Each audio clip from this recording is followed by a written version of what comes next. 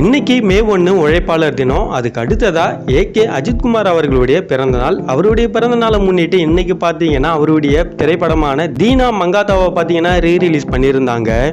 ஒரு ஹீரோவை நாம கொண்டாடுறோம், அவருடைய படம் ஒன்று ரிலீஸ் ஆகுதுன்னா அந்த படத்தை கொண்டாடுறது தான் உண்மையான ஒரு செலிப்ரேஷன். ஆனால் அந்த இடத்துல தேவையில்லாமல் போயிட்டு பல நல்ல காரியங்களை பண்ணியிருக்காங்க இந்த தற்கூரி ஃபேன்ஸ். கில்லி ரீரிலீஸ் ஆனது எல்லாருக்கும் தெரியும். இதோட 2வது வாரம் கடந்து தியேட்டர்களில் ஓடிட்டு இருக்கு.